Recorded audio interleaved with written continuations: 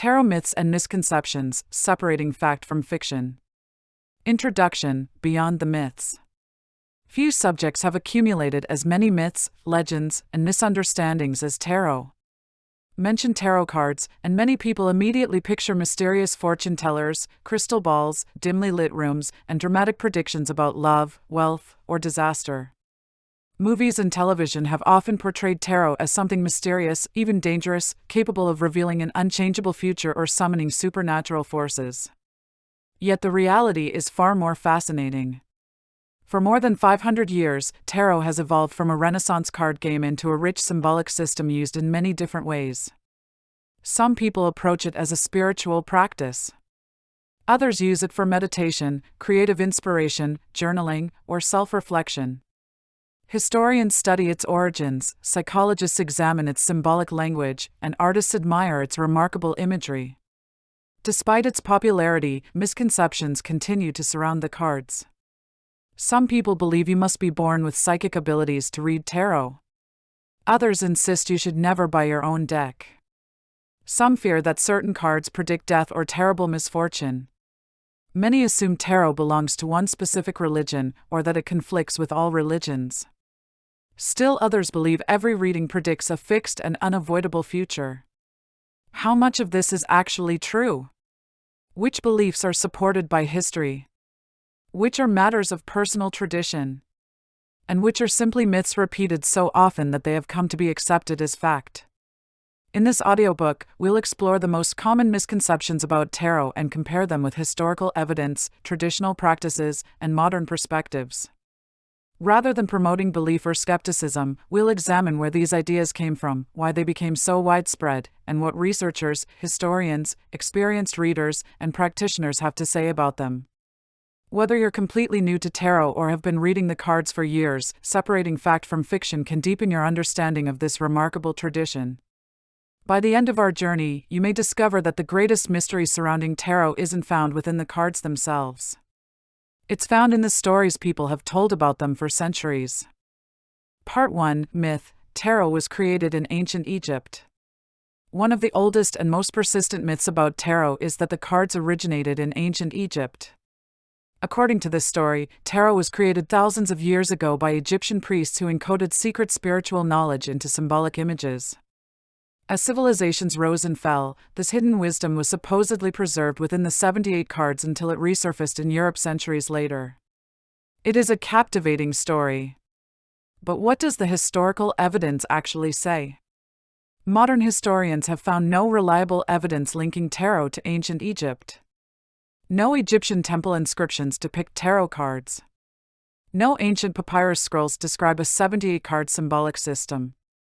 No archaeological discoveries have uncovered anything resembling the tarot deck we know today. Instead, the earliest documented tarot decks appear in northern Italy during the 15th century. These beautifully painted cards were commissioned by wealthy noble families and used primarily for a game called tarocchi. Surviving examples from museums and private collections clearly demonstrate their Renaissance European origins. So where did the Egyptian story come from? The idea became popular during the 18th century. Europe was experiencing a wave of fascination with ancient civilizations, especially Egypt. Scholars were translating newly discovered texts, travelers returned with stories of magnificent temples, and Egyptian art influenced architecture, fashion, and literature. During this period, a French writer named Antoine Court de Gebelin proposed that tarot was actually a surviving fragment of ancient Egyptian wisdom. Although he never visited Egypt and presented no historical evidence, his theory captured the imagination of many readers. Court de Gebelin believed the symbolic images contained hidden philosophical truths passed down through the centuries.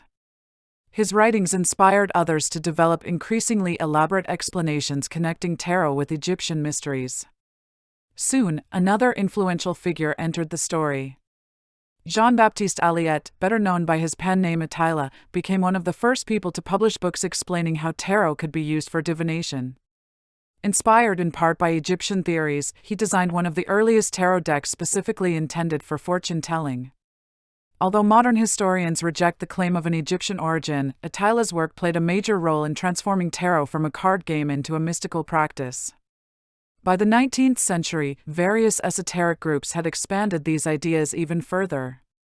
Some linked tarot with the Kabbalah. Others connected it to astrology, alchemy, Hermetic philosophy, or secret mystical traditions. These symbolic systems became deeply woven into modern tarot practice, even though they developed centuries after the cards themselves first appeared.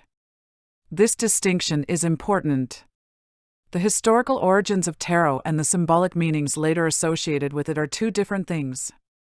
Historians study where the cards came from. Practitioners explore what the symbols may represent.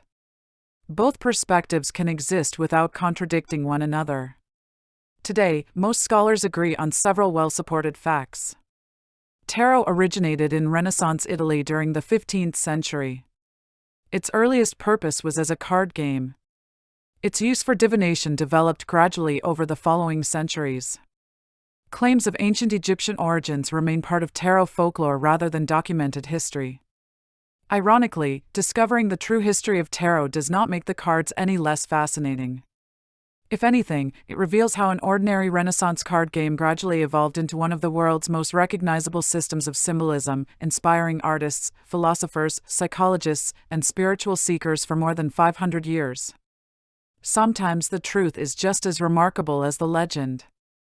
Part 2, Myth: You must be psychic to read tarot. One of the most common misconceptions about tarot is that only people with psychic abilities can read the cards. Many beginners hesitate to buy a deck because they believe they lack some special gift.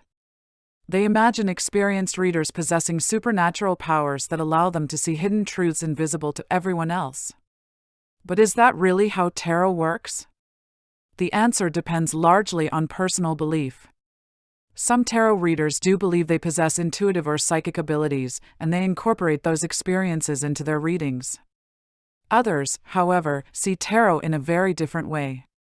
For them, the cards are not supernatural tools at all. Instead, they are a symbolic language that encourages observation, reflection, and thoughtful conversation. In other words, learning tarot is much like learning to interpret literature, art, or dreams. The skill develops through study and practice rather than through extraordinary abilities. Historically, many of the earliest tarot readers were not described as psychics. They were scholars, occultists, philosophers, artists, and writers who devoted years to studying symbolism. Their interpretations grew from careful observation of recurring themes, mythology, religion, folklore, and human psychology. Over time, these symbolic systems became the foundation for modern tarot reading. In the 20th century, psychologists introduced another perspective. Swiss psychiatrist Carl Gustav Jung proposed that many symbols appearing in myths, dreams, and stories reflect universal patterns of human experience, which he called archetypes. Although Jung did not develop tarot as a psychological tool, many later writers found that his ideas fit naturally with the imagery found in the cards. From this viewpoint, tarot becomes less about predicting the future and more about exploring the subconscious mind. A card like the Hermit may encourage introspection. The Chariot may represent determination. The Star may symbolize hope after adversity. These interpretations do not require psychic powers. They require thoughtful reflection. Many professional tarot readers describe intuition differently than popular culture does. Rather than viewing intuition as magical, they see it as the ability to recognize subtle patterns, notice emotional cues, and make meaningful connections between symbols and real-life situations. Psychologists often describe intuition as rapid, unconscious pattern recognition based on experience. This is a skill that can improve with practice. Consider a musician. An experienced pianist can recognize a melody after hearing only a few notes. A skilled doctor may notice subtle symptoms that others overlook. An experienced detective might identify patterns that seem invisible to most people. These abilities often appear mysterious, but they are usually the result of knowledge combined with experience. Many tarot readers believe intuition develops in much the same way. The more familiar you become with the cards, the more naturally their symbolism begins to connect with the questions being explored. This does not necessarily imply supernatural perception. It reflects growing familiarity with the symbolic language of the deck. Of course, not everyone agrees. Some practitioners sincerely believe that tarot allows access to spiritual guidance, higher consciousness, or psychic impressions. Others see the cards as tools for meditation, creative thinking, or personal insight. These differing interpretations have coexisted within the tarot community for generations. Importantly, there is no universally accepted rule that says you must be psychic to read tarot. If there were, countless beginners would never have learned the cards. Yet every year, thousands of people successfully study tarot through books, courses, and regular practice. They improve because they observe carefully. They ask thoughtful questions. They learn the symbolism. And they gain confidence through experience. Perhaps the greatest misconception is believing that tarot belongs only to a gifted few. In reality, many experienced readers would say that the most valuable qualities are curiosity, patience, an open mind, and a willingness to continue learning. Psychic ability, if one believes in it, is a matter of personal belief. Learning the language of tarot, however, is a skill that almost anyone can develop with time and practice. Part 3, Myth: You should never buy your own tarot deck. Among the many traditions surrounding tarot, few are repeated as often as this one. You should never buy your own tarot deck. According to the popular belief, your first deck must be given to you as a gift. If you purchase one yourself, some claim the cards won't work properly, your readings will be inaccurate, or you'll somehow bring bad luck upon yourself. It's a fascinating tradition. But where did it come from? Surprisingly, no one knows for certain. Unlike some tarot customs that can be traced through books and historical records, there is no evidence that this belief dates back to the earliest tarot decks of Renaissance Italy. The first known tarot players simply bought or commissioned decks in much the same way people purchased other luxury items of the time. There was no documented rule requiring someone else to present the cards as a gift. The idea appears to have become popular much later, particularly during the 20th century, as tarot communities grew and traditions were shared from one reader to another. Some believe the custom developed as a gesture of kindness. Giving someone a tarot deck could symbolize encouragement, mentorship, or welcoming them into a community of readers. Receiving a first deck from a trusted teacher or friend often made the experience feel meaningful and memorable. Over time, however, a thoughtful tradition gradually transformed into something that sounded more like a strict rule. Many beginners became convinced they had to wait for someone else to give them a deck. Some waited months. Others waited years. Ironically, many never received one at all. Experienced readers often smile when they hear this story because many of them purchased their own first deck. In fact, bookstores around the world sell beginner tarot decks specifically intended for people who are just starting their journey. Publishers expect new readers to choose the artwork that speaks to them personally. Today, there are thousands of different tarot decks available. Some are based closely on the classic Rider-Waite's myth imagery. Others feature animals, mythology, fantasy worlds, fairy tales, historical themes, astronomy, nature, folklore, modern art, or cultures from around the globe. With so many choices, selecting your own deck has become part of the learning experience.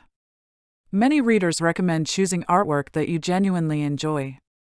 If the images capture your attention and inspire curiosity, you'll naturally spend more time studying them. Since tarot relies heavily on symbolism, connecting with the artwork often makes learning easier.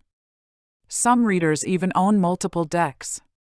They may prefer one for personal reflection, another for studying traditional symbolism, and another simply because they admire the artist's style.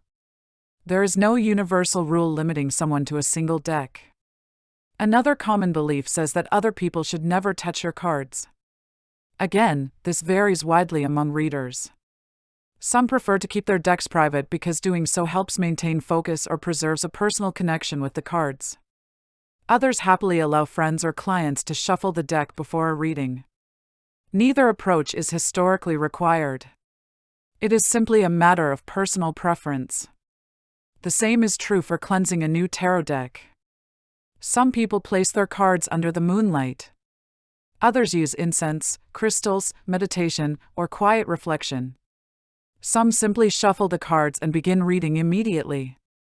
There is no universally accepted method. These practices often reflect individual spiritual beliefs rather than historical requirements. Ultimately, the idea that you must never buy your own tarot deck belongs more to modern folklore than documented tradition. If receiving a gifted deck feels meaningful to you, it can certainly become a cherished experience.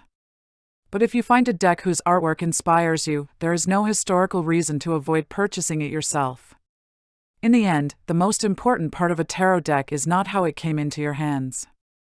It is the time, attention, and understanding you invest in learning its symbolic language. After all, a deck sitting unopened on a shelf, whether gifted or purchased, cannot teach anyone. A deck that is studied, handled, and appreciated is where the real journey begins. Part 4, Myth. The death card means someone is going to die. Few tarot cards inspire as much fear as the death card. Even people who have never held a tarot deck often recognize its image. A skeletal figure. A dark horse. A mysterious landscape.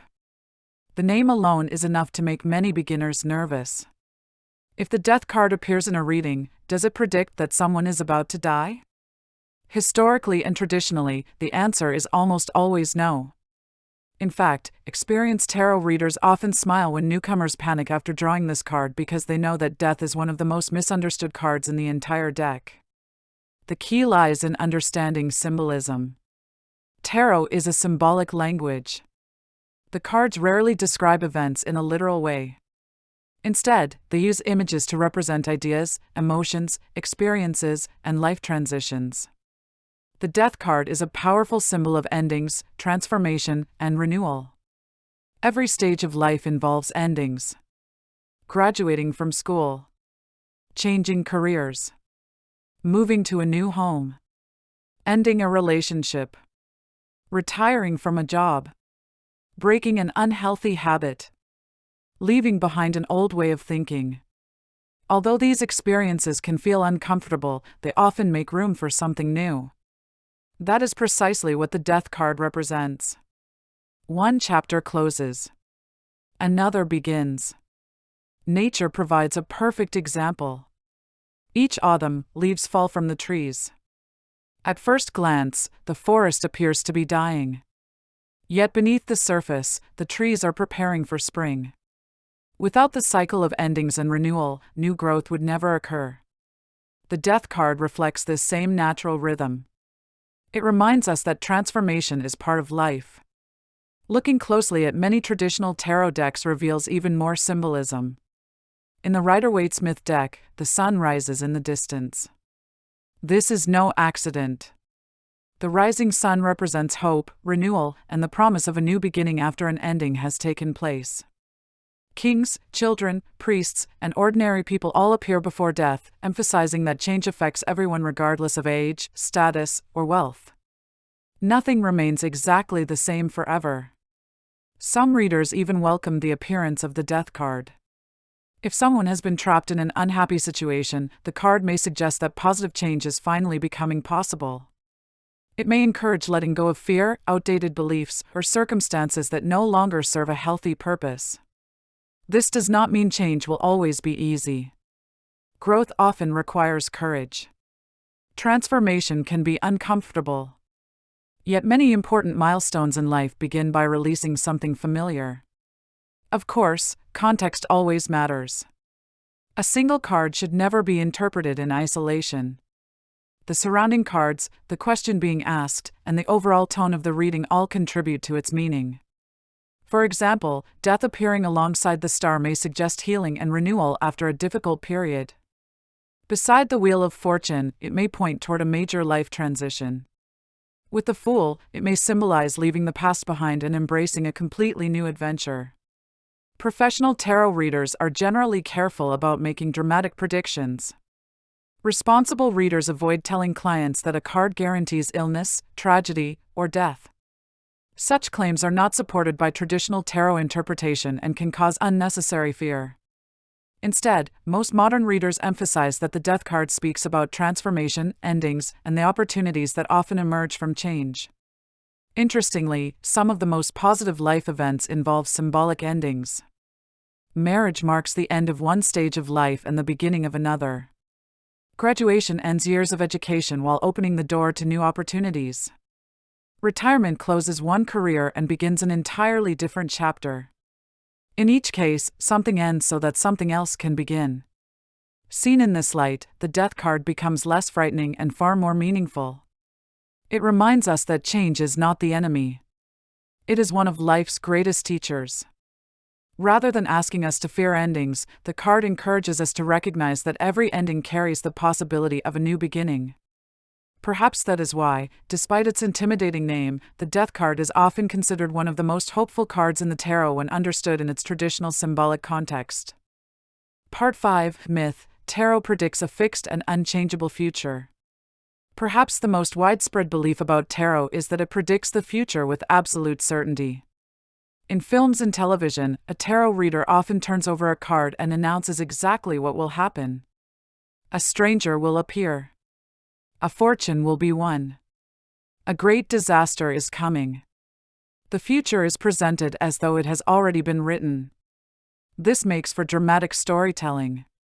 But it does not reflect how most experienced tarot readers understand the cards. For many practitioners, tarot is not a map of a fixed future. Instead, it is a snapshot of the present. It reflects current circumstances, patterns, influences, and possibilities based on the path a person is following at that moment. Think of it like a weather forecast. If dark clouds are gathering, a meteorologist may predict rain. That forecast is based on the conditions that exist now. If the weather changes, the forecast changes as well. Similarly, a tarot reading often explores where current choices and circumstances may be leading. If those choices change, the likely outcome may change too. This idea is reflected in many traditional tarot interpretations. Cards often encourage action. They suggest reflection. They highlight opportunities or challenges. They ask us to consider different perspectives. If the future were completely fixed, there would be little reason for the cards to offer guidance at all. Many readers therefore view tarot as empowering rather than limiting. Imagine someone asking about a stressful work situation.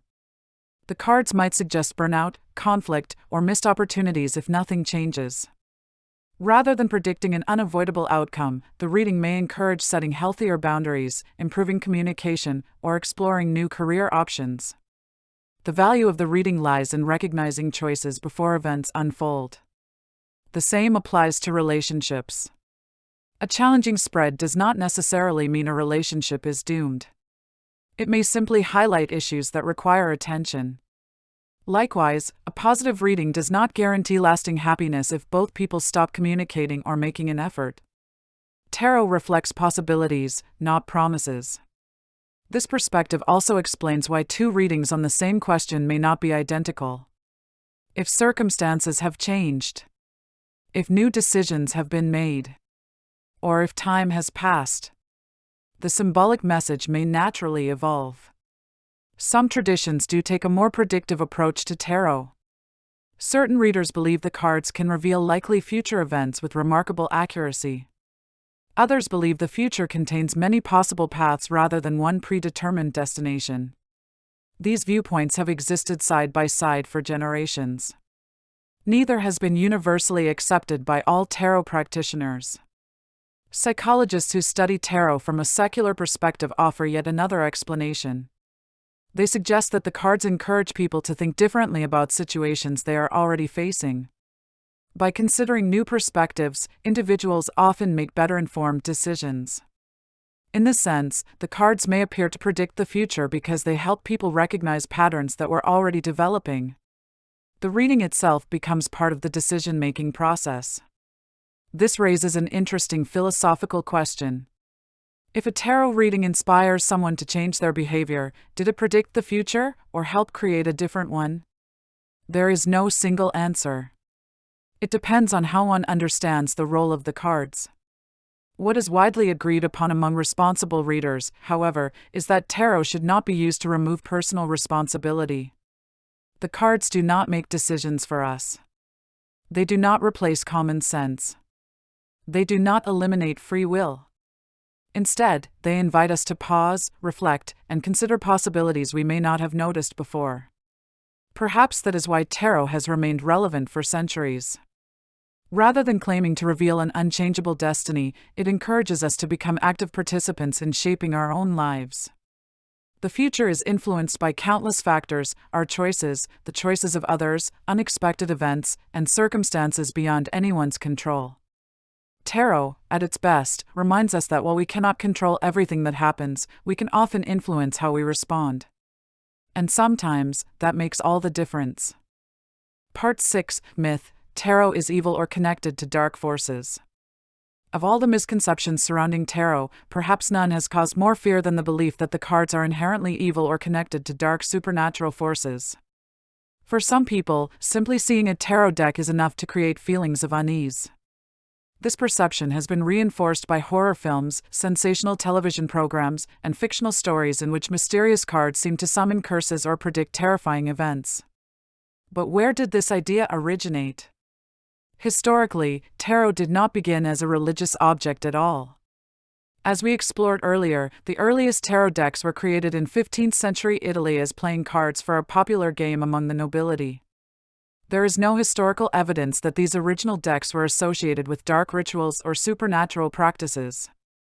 Their symbolic interpretation developed gradually over several centuries. The association between tarot and the occult became stronger during the 18th and 19th centuries, when various mystical societies began exploring symbolism, astrology, alchemy, Hermetic philosophy, and other esoteric traditions. Because these groups often studied ideas outside mainstream religious teachings, tarot gradually acquired an aura of mystery. This historical development led some people to view the cards with suspicion. Religious perspectives on tarot vary widely. Some individuals and faith communities choose not to use tarot because they believe divination is incompatible with their religious teachings. Others see the cards simply as symbolic images similar to works of art or literature. Still others use tarot as a tool for prayer, meditation, or personal reflection without believing the cards possess supernatural powers. These differences illustrate an important point. Tarot itself does not belong to a single religion. Nor is there universal agreement about its spiritual significance. Much depends on the beliefs and intentions of the person using the cards. Consider a simple analogy. A book of poetry can inspire one reader, leave another uninterested, and be interpreted differently by every person who opens it. The same is true of tarot. The cards themselves are printed images on paper. Their meaning arises through interpretation. Some readers believe they facilitate spiritual insight. Others view them as psychological prompts. Some appreciate them primarily as works of art. The cards do not force a particular belief upon anyone. Popular culture has often blurred the distinction between fiction and reality. Movies frequently portray tarot readers making dramatic predictions moments before disaster strikes. A single ominous card appears, accompanied by dark music and flickering candlelight. These scenes create suspense, but they are designed to entertain, not educate. Real-life tarot readings are typically far less dramatic.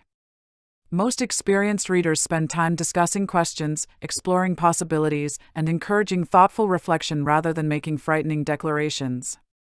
Responsible readers generally avoid using fear to influence others. Another reason the evil tarot myth persists is misunderstanding of certain cards. The Devil, Death, the Tower, Judgment. Their names alone can sound intimidating. Yet, as we've seen, these cards usually represent symbolic themes such as attachment, transformation, sudden change, or self-evaluation, not literal evil or catastrophe.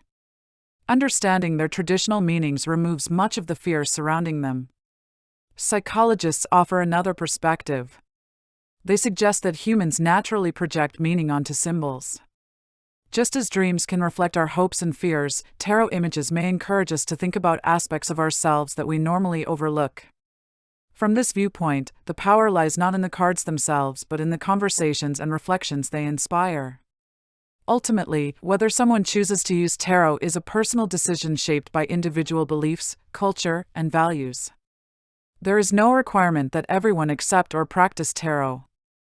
Likewise, there is little historical evidence to support the idea that the cards are inherently evil or possess supernatural power independent of the people using them. Understanding the history helps separate dramatic myths from documented facts. For many people, tarot is neither a source of supernatural power nor an object of fear. It is simply a symbolic tool, one that has inspired curiosity, discussion, and self-reflection for more than 5 centuries. And perhaps that is one of the most important lessons of all. Much of what people fear about tarot comes not from the cards themselves, but from the stories that have grown around them over time. Part 7: Fact, Fiction, and the Enduring Mystery of Tarot. After exploring centuries of history, tradition, folklore, and symbolism, one question remains. What is tarot, really? The answer is not as simple as many people expect. Tarot is not just one thing.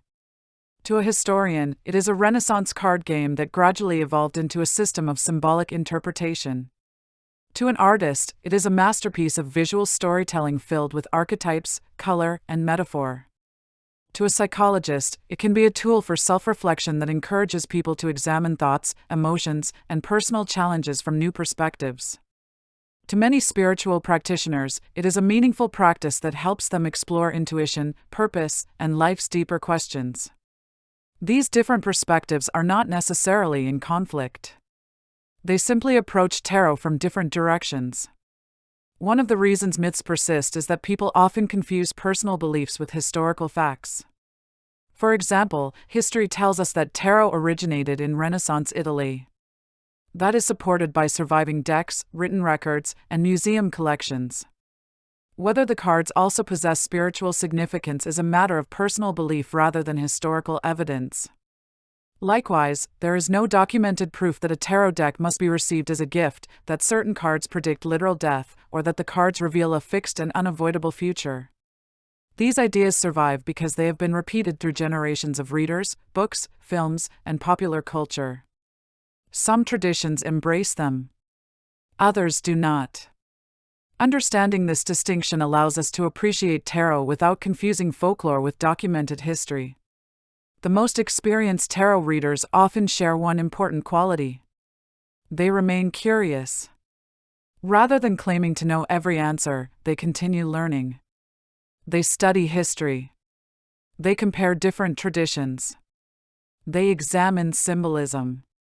They listen carefully to the people they read for. And they recognize that every deck tells its stories in slightly different ways. That attitude reflects an important principle found not only in tarot but in many fields of study: a willingness to question assumptions. Healthy skepticism does not require rejecting every unusual idea. Nor does open-mindedness require accepting every extraordinary claim. The most productive approach lies somewhere in between. Ask questions. Examine evidence. Consider different viewpoints. Remain willing to revise your understanding when new information appears. Tarot itself encourages this kind of thinking. Every reading asks us to pause before reaching conclusions. To look at situations from multiple perspectives. To recognize possibilities we may have overlooked. Whether viewed spiritually or psychologically, this habit of thoughtful reflection may be one of the card's greatest strengths. Perhaps that explains why tarot has survived for more than 500 years. Empires have risen and fallen. Scientific knowledge has expanded dramatically. Technology has transformed daily life. Yet the 78 cards continue to capture the imagination of millions of people around the world. Not because everyone agrees on what they mean, but because they invite us to explore questions that have fascinated humanity for centuries. Who are we? How do we make wise decisions? What shapes our future? How do we grow through change? Those questions remain just as relevant today as they were hundreds of years ago. In the end, separating fact from fiction does not diminish the mystery of tarot. If anything, it makes the story even more remarkable. The documented history is fascinating. The folklore is rich. The symbolism is timeless. And the ongoing conversations surrounding the cards continue to evolve with every new generation. Whether you ultimately see tarot as a spiritual practice, a psychological tool, a work of art, or simply an intriguing piece of cultural history, one thing is certain. The greatest mystery has never been hidden inside the cards themselves. It has always been found within the human search for meaning, understanding, and the stories we tell about ourselves. Conclusion: seeing tarot with clearer eyes. We've reached the end of our journey through the myths, legends, and realities surrounding tarot. Along the way, we've discovered that many of the most commonly repeated beliefs about the cards are not supported by historical evidence. Tarot did not originate in ancient Egypt. You do not have to be psychic to learn how to read the cards. There is no documented rule that your first deck must be given as a gift. The death card rarely represents physical death in traditional interpretation. Most experienced readers do not view tarot as predicting a single, fixed future. And the idea that tarot is inherently evil comes largely from cultural fears, religious interpretations, and fictional portrayals rather than from the documented history of the cards themselves. At the same time, we've also learned that not every question surrounding tarot has a definitive answer. People approach the cards from many different perspectives. Some see them as sacred. Others see them as symbolic. Some believe they provide spiritual guidance. Others use them for meditation, journaling, creativity, or psychological self-reflection. None of these perspectives completely defines tarot. Instead, they demonstrate how one symbolic system can be understood in many different ways. Perhaps the greatest lesson is the importance of distinguishing between history and belief. History asks, what can be documented? Belief asks, what gives meaning to my personal experience? Both questions are valuable, but they are not the same. Confusing one for the other has created many of the myths we've explored throughout this audiobook.